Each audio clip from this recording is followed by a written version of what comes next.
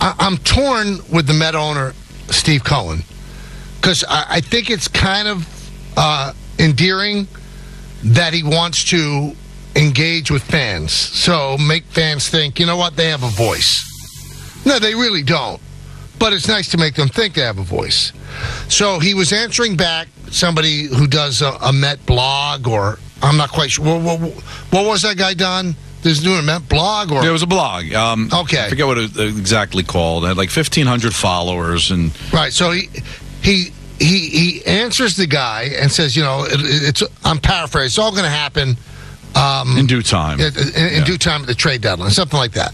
Which means that he's kind of showing his hand. We're going to break this team up, and we know it's not good. Then he deleted it. So, listen, I wish that I was half as smart as Steve Cohen. Because maybe then I'd have $10 billion, and he has $20 billion.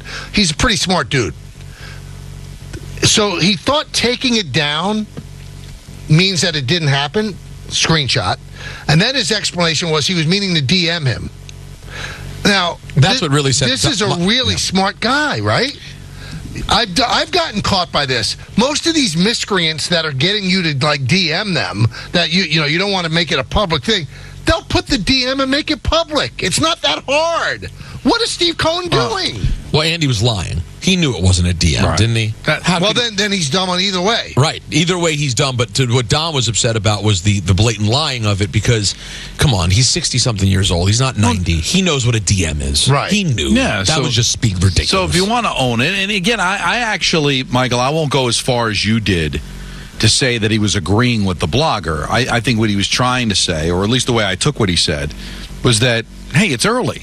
You know, we may address that come the trade deadline. I mean, then why take it down? Right. Well, that's what I'm saying is that if you want to engage with the fans, then engage with them. Don't take it down and then claim you thought you were DMing them for two reasons. Number one, there is a distinct difference between tweeting at someone and DMing them. You might accidentally like something. That could be fat hands, right? That could happen on accident. But there's a completely different way of tweeting at somebody or DMing them. And also the ignorance of thinking because you DM them means that it would actually stay private. Right. So obviously you don't become a billionaire the way he did. He didn't inherit this money. He's a very smart person. But, Michael, you don't have to take a test to be an owner of a sports team. You just have to be rich. And like I explained yesterday, the reason that people like Steve Cohen is not because he's Joe Fan. They like him because he's a billionaire, and they're hoping they're not going to be a small market team like they were under the Wilpons. But I think they like the fact that he seems to engage. I know, but I think fans have to realize that seeming to engage and engaging are two completely different things. That's one of the things I don't like about these owners. Do they really want to engage, or they want to make it seem like they're engaging? They want to make it seem like they're engaging. Listen, I love Woody Johnson, but he's sending out these videos of old like jet highlights. Is that really him, or does he want to make it seem like, hey, I'm a fan of, I'm just like you guys. I live and die with the team, and here's a touchdown from Joe Namath from the 70s. Like, come on, stop it. We know, we get it, and we're not asking you to be anything other than a good owner. You know what a good owner is, Michael? Good owner isn't one that fraternizes with the fans and walks around in the parking lot and high fives in the stands. You know what a good owner is? A good owner is lets the people that know the sport run it and don't get fat hands and spend money where it needs to be spent. That makes you a good owner, okay? So I don't know Steve Cohen from Adam. I don't know if he's a good guy, he's a bad guy. But I'm happy he's the owner of my team because it looks like he's going to be willing to spend some money and not treat it like the Mets are in Kansas City. But don't try to be something you're not, okay?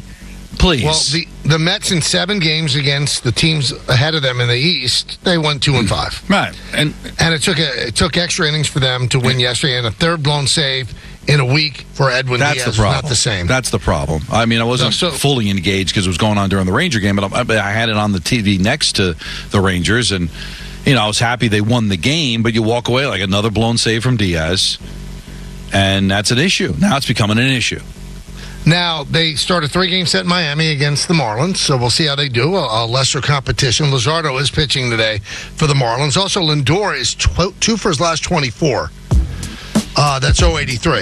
And on the season, he's hitting 194, 167 at Citi Field in 24 games. And also, the blow it up crowd, what are you blowing up? Yeah, who's taking Lindor's contract? No, if you want to trade Pete Alonso, okay, I get it. You're probably not going to get what he's worth because he's a free agent at the end of the year and he's not playing well. Nobody's taking Lindor's contract. I mean, what can you get from McNeil right now, Michael? What? You could trade McNeil for something. You could trade Harrison Bader. You probably could trade Marte. So that's what they're thinking. But when you suggest blowing it up, it's like starting over and getting all these great prospects. You could trade Severino. Yeah, but you're not getting a lot for these guys. But you know what? You try to get a prospect. Well, and I think that's what you'll do when you get to the deadline. But you're not making these deals, Michael, in the middle of May. You're going to see it through, and then when you get to the deadline, then you start trading these pieces away. Who's going to be giving you a mint for Marte on May 16th? They might give you something if he's playing well, you get to the deadline. I'm saying closer to the trade. Yeah, of course. Sure. But the blow it up crowd, they want do it right now. That makes no sense. No, it doesn't make sense.